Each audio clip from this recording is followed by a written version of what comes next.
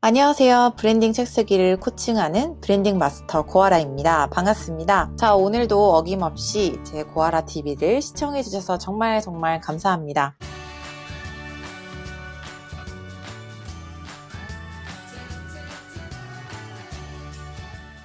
최근에 초간단 전자책 쓰기 영상과 출판 후 마케팅하는 방법에 대한 영상을 보시고 굉장히 좀 도움이 되었다면서 저희 카페에도 가입을 해주시는 비중이 늘고 있는 요즘인데요. 카페 가입자도 그렇고 실제 저희 브랜딩 책 쓰기 온라인 강의를 신청하시는 분들 중에 영어 강사나 영어 학원을 운영하시는 분들이 공통적으로 계신 것 같았어요. 오늘 영상은 영어라는 콘텐츠로 각 분류별로 써볼 수 있는 책에 대해서 영상을 풀어가 보도록 하겠습니다. 그리고 맨 마지막에 브랜딩 책 쓰기 3단계 비법도 제가 함께 오픈할 테니까요.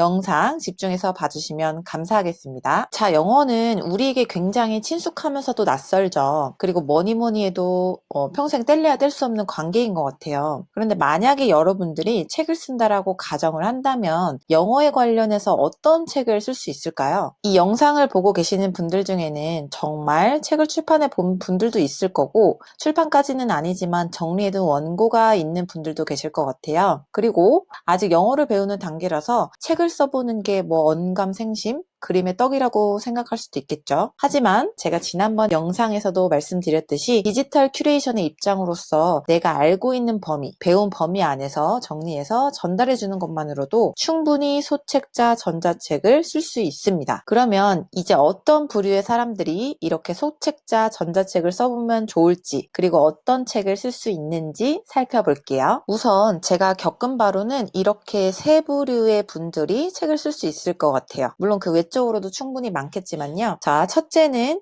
취미로 영어를 배우는 분들이거나 누군가에게 도움을 주기 위해서 책을 쓰는 케이스입니다. 자, 그리고 두 번째로는 현재 영어 강사로 활동하시는 분들이고요. 그리고 세 번째로는 학원을 운영하는 원장님이 책을 쓰는 케이스입니다. 자, 이제 한 부류씩 이야기를 해볼게요. 자, 취미로 배우거나 누군가에게 도움이 되도록 쓴 책의 경우입니다. 읽어볼게요. 자신이 관심 있는 분야를 책으로 정리하거나 자신이 배웠던 학습 노하우에 대해서 책으로 만들 수도 있고 전문 분야의 지식을 쉽게 풀어서 왕초보 대상으로 쉽게 배우고 접할 수 있게 지식을 정리해주는 용도로 책 쓰기를 할 수 있습니다. 자, 예시를 들어드리면요. 이분이 저희 수강생의 사례인데요. 영어 강사분이셨는데 평상시에 좋아하고 관심 있는 분야가 자존감, 명상에 대한 부분이셨어요. 평상시에 주로 정보가 많은 해외 유튜버들의 영상을 보시는데 실제로 영어를 못하는 사람들은 정보를 접할 기회가 적다는 생각을 하셨고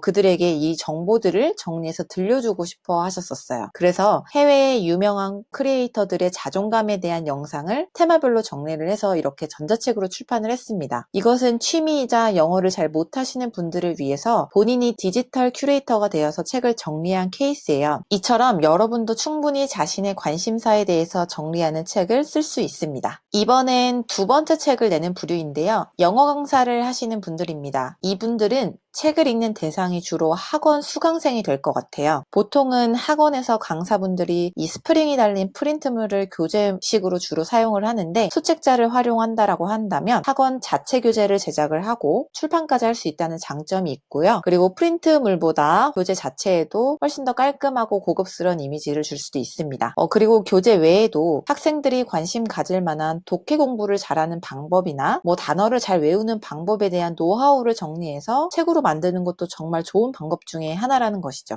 세 번째는 학원을 운영하시는 학원 원장님의 케이스인데요. 이분들은 학원 교재보다는 학부모나 학생을 대상으로 학원을 홍보할 수 있는 카탈로그나 안내서를 제작하는 게 훨씬 더 효율적일 것 같아요. 그런데 여기서 주의할 사항이 있는데요. 단순히 학원의 카탈로그나 안내서를 만드는 건 사실 학부모나 학생들에게 전혀 흥미를 느끼게 할 수 없어요. 그렇기 때문에 타겟층들이 관심 가질 만한 정보를 제공해 주는 것이 필요합니다. 최근에 제가 특강을 해드린 원장님과 이렇게 이야기를 하면서 학원 수강의 결정권자인 우리 어머님들이 혹시 이 어머님들이 자주 묻는 질문이 무엇이냐라고 물었더니 이렇게 대답을 하시더라고요. 어머님들은 뭐 그야 애들이 공부를 잘 안 하는데 성적을 어떻게 하면 올릴 수 있을까요? 라는 이런 질문을 자주 하신다라고 하셨었어요. 자, 그러면 이 점을 착안해서 학원 홍보용 책을 만들어 본다라고 가정을 해볼게요. 단순히 학원의 설명을 늘어놓는 것과 성적이 많이 올랐던 학생들의 사례와 그들에게 가르쳤던 방식들을 설명해 주는 것, 이 두 가지 중에 어떤 게 훨씬 더 어머님들에게 매력적으로 다가가는 이야기일까요?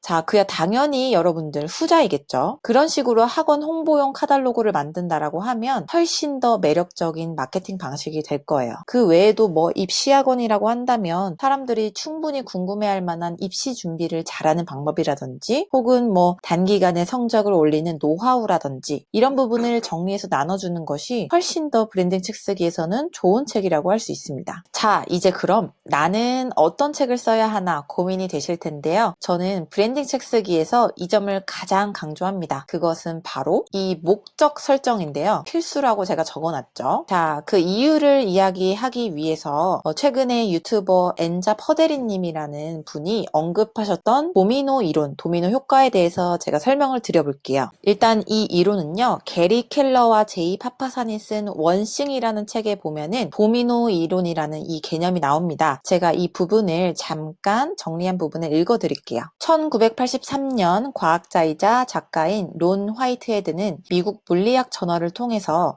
한 개의 도미노는 자신보다 1.5배가 큰 것을 넘어뜨릴 수 있는 힘이 있다라고 설명을 했다. 처음 도미노는 5cm, 8번째 도미노는 90cm. 이 도미노를 등비수열로 만들어 18번째에 이르면 피사의 사탑만큼 높은 도미노가 23번째 도미노는 에펠탑보다 클 것이다. 그리고 31번째 도미노는 에베레스트 산보다 900m 높으며 57번째 도미노는 지구에서 달까지 다리를 놓아줄 것이다 라고 이야기를 합니다. 이 이야기는 꾸준함을 이야기를 하면서 한 가지를 제대로 쓰러뜨릴 수 있는 힘을 강조를 합니다. 방금 강조했던 이 한 가지를 제대로 쓰러뜨리는 것, 자신의 첫 도미노를 제대로 쓰러뜨리는 것이 중요합니다. 소책자 전자책이다 보니 여러분들이 여러 분야의 책을 금방금방 쓸 수는 있는데요. 이왕이면 자신의 브랜딩을 구축하는 데 도움이 되는 방향의 책들을 많이 만들고 써내는 것이 중요합니다. 그리고 그것이 잘 되면 큰 도미노가 지속적으로 쓰러지듯이 여러분의 브랜딩 효과도 더 파급이 커지게 되니까요. 자, 마지막에 이 부분은 보너스로 제가 한 번 더 정리하는 측면에서 안내를 해드릴게요. 브랜딩 책 쓰기에는 3가지 단계가 있는데요. 그 중에 가장 첫 번째는 제가 방금 전에 설명드렸었던 이 목적 설정하기입니다. 목적은 타깃 독자를 설정을 하고 그 타깃 독자층이 어떻게 행동했으면 하는지를 목표를 설정해 놓는 것인데요. 그만큼 이렇게 목적을 설정하는 게 첫 번째로 가장 중요하다. 이런 말씀을 드리는 거고요. 자, 두 번째로는 목적이 설정이 되었으니 이제 이 목적에 맞는 컨텐츠를 선정하는 것입니다. 정확하게는 어떤 분야의 책을 쓸 것인지 정하는 것입니다. 자, 마지막 세 번째, 데드라인, 즉 마감 기한에 맞춰서 원고를 작성하는 것이 굉장히 중요한데요. 사실 이게 별것 아닌 것 같지만 이 부분은 책 쓰기의 본질이기도 합니다. 아무리 멋진 계획을 세웠어도 책을 마무리 짓지 못하면 세상 밖으로 나올 수 없는 거기 때문에 이렇게 원고 작성을 마무리하는 것 다 아시겠죠?